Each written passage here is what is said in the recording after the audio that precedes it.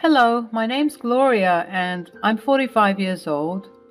When I reflect on the past, it's as if I'm transported back to a different time, a time when the allure of love and the promises of forever blinded me to the true nature of the man I married.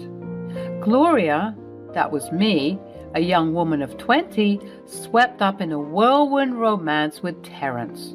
Little did I know then that beneath his charming facade lay a monster. I was completely besotted with Terence, believing every word that dripped from his honeyed lips. He had a way of drawing me in, making me feel like the most important person in the world. But as time passed, cracks began to appear, revealing a toxic undercurrent that threatened to engulf our relationship. Terence had a knack for emotional manipulation. He would twist my words and actions, using them against me, leaving me second-guessing my every move. I would often excuse his behavior, convincing myself that love had the power to heal all wounds. But love, as I would come to learn, cannot fix the irreparable. It was a defining moment when I realized the depths of Terence's maliciousness, but unfortunately for me, it was much too late.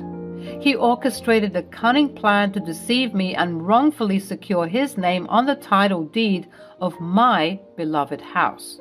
It was my sanctuary, a symbol of independence and hard-earned success. Yet he manipulated circumstances and exploited my trust, leaving me vulnerable and disheartened. I started innocently enough, with Terence insisting that it would be beneficial for us to have joint ownership of the house. I, foolishly, blinded by love, agreed, never suspecting the sinister motive lurking beneath his charming smile. Unbeknownst to me, he manipulated legal documents using my trust as a weapon to gain control over my property. I still remember the day I discovered his deceit. It was a cruel twist of fate that led me to stumble upon the truth, unraveling the web of lies he had spun. As I delved deeper into the legal intricacies, I uncovered the cold truth. My house, my haven, was no longer solely mine, but his. It felt as if the ground beneath me crumbled, leaving me suspended in a void of disbelief and betrayal. I remember confronting the beast, my heart pounding in my chest. I mustered every ounce of courage to confront him about his deceitful nature. The air crackled with tension as our gazes locked. His eyes were void of remorse. "How could you do this to me, Terence? How could you betray the love we once shared?" Terence smirked, a cruel twist of his lips that sent shivers down my spine. "Oh, Gloria, you were always so naive, so gullible. Did you honestly believe I loved you?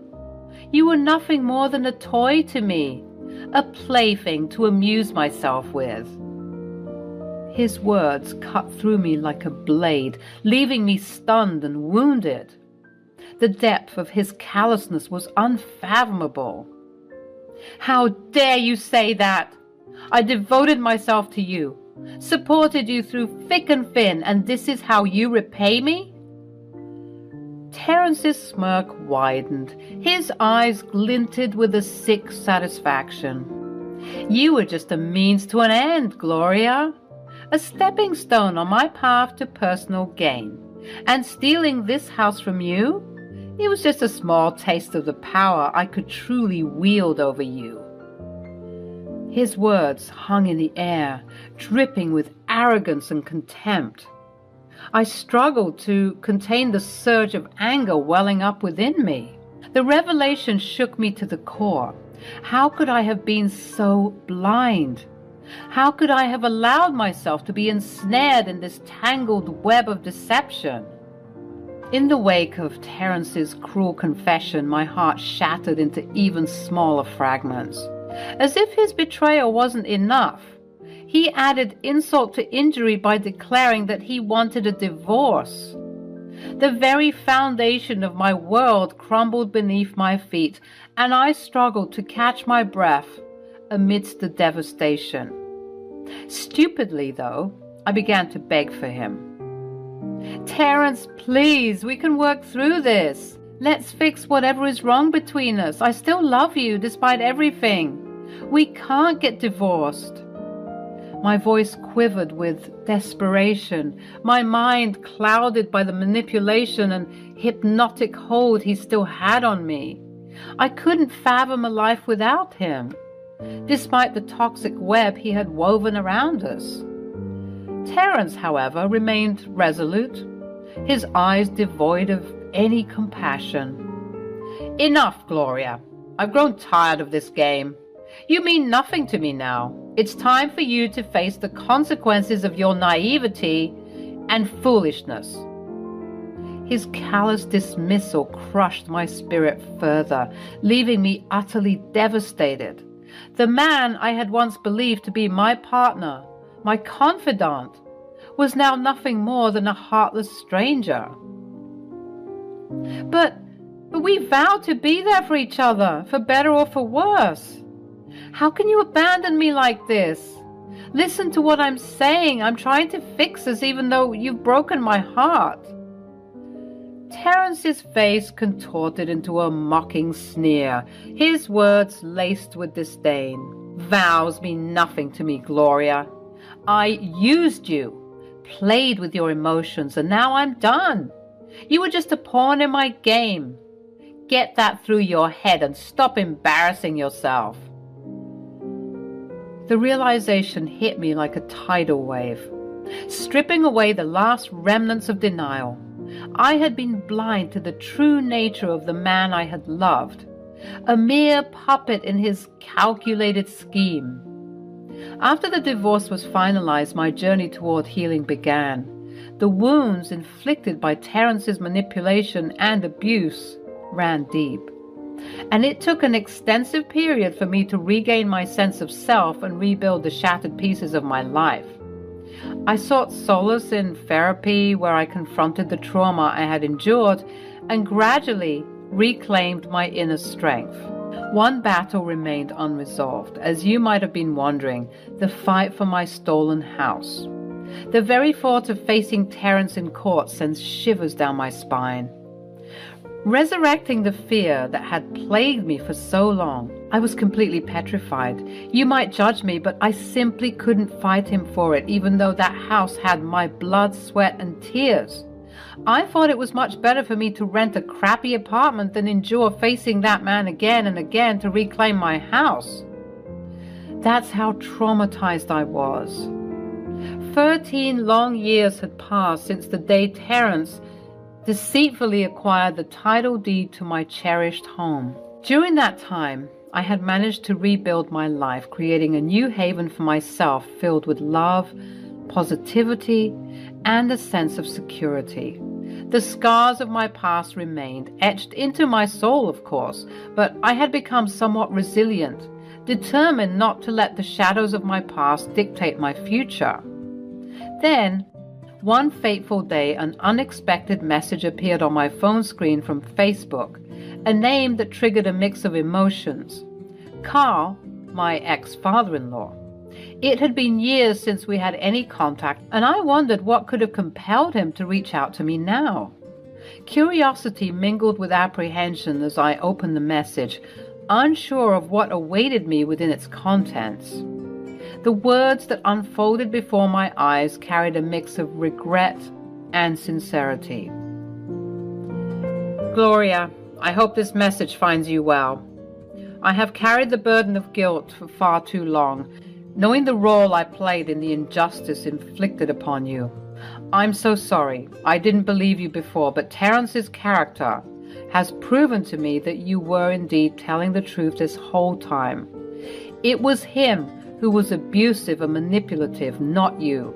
And I see that now. I'm so sorry for not believing you. I cannot change the past, but I wish to make amends and seek your forgiveness. Please, let's meet and catch up. With love, Carl. A rush of conflicting emotions washed over me. doubt, caution, but also a glimmer of hope. Could this be a genuine opportunity to make amends? I'll admit I was more than interested in uncovering what made Carl open his eyes to his son's behavior.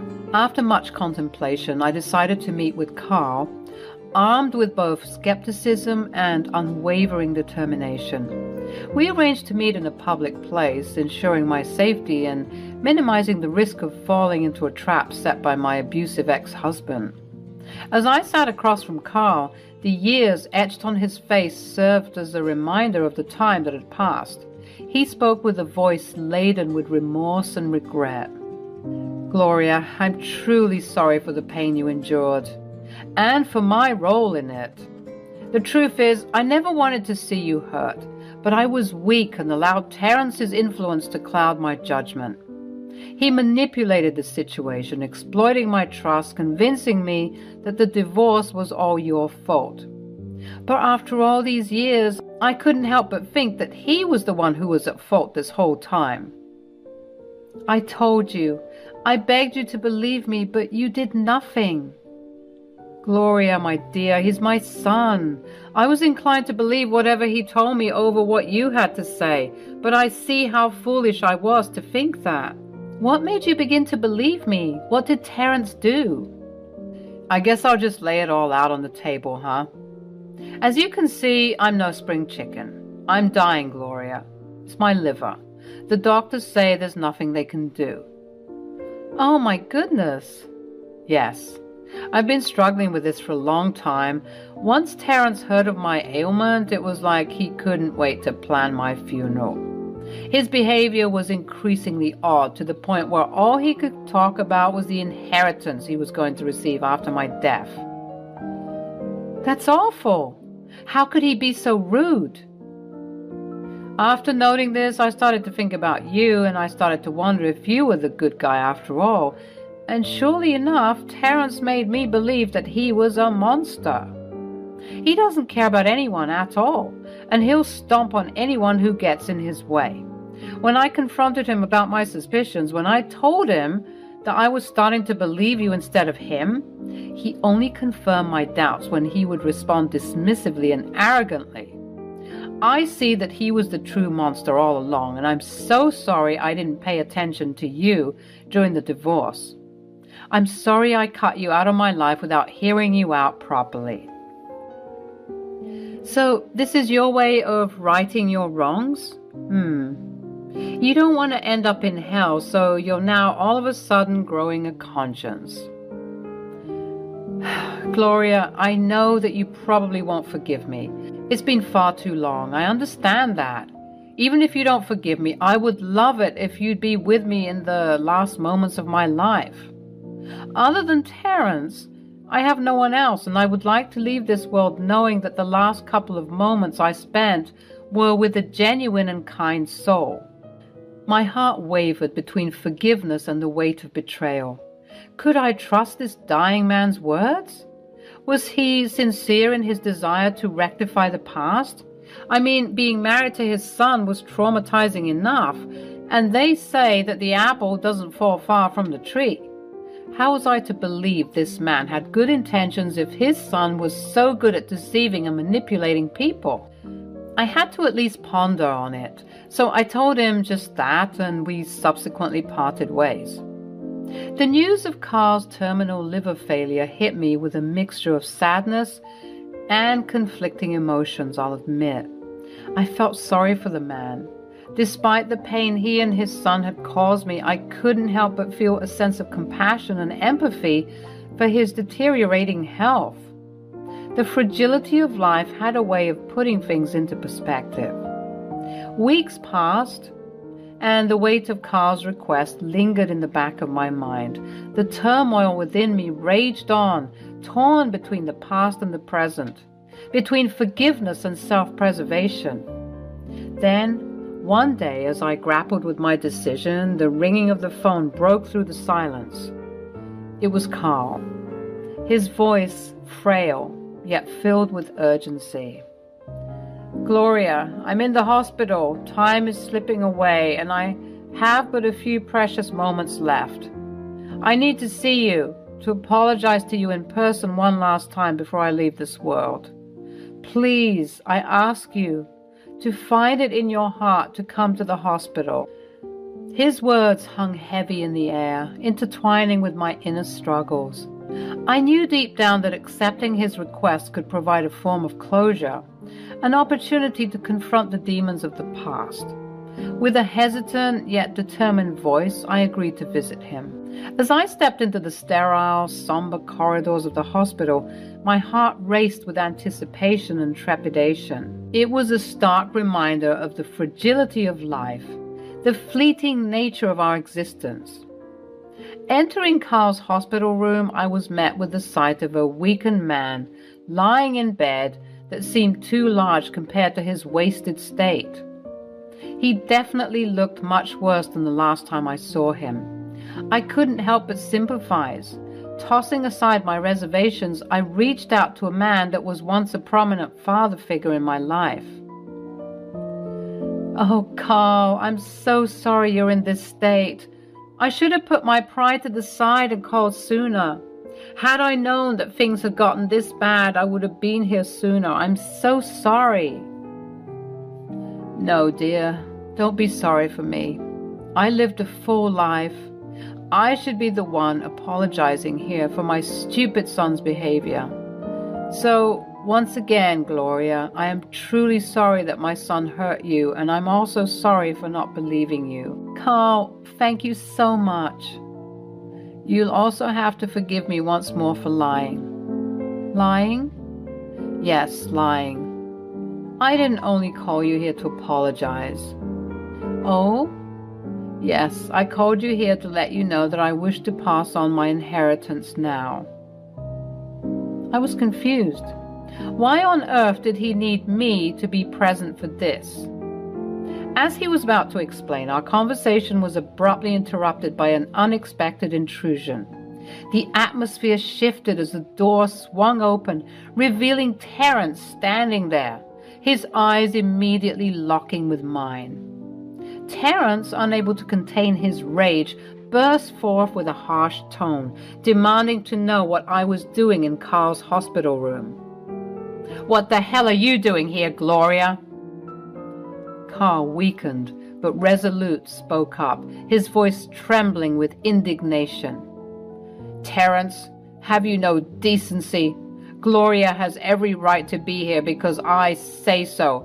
It's my deathbed after all." A torrent of heated words erupted between them, each defending their stance. Carl berated Terence for his toxic behavior and manipulation, exposing the depths of his cruelty. Terence, as arrogant as ever, dismissed Carl's words and tried to assert his dominance. I was caught in the crossfire of their arguments, feeling a surge of frustration and despair. It seemed no matter where I turned, the specter of my past haunted me.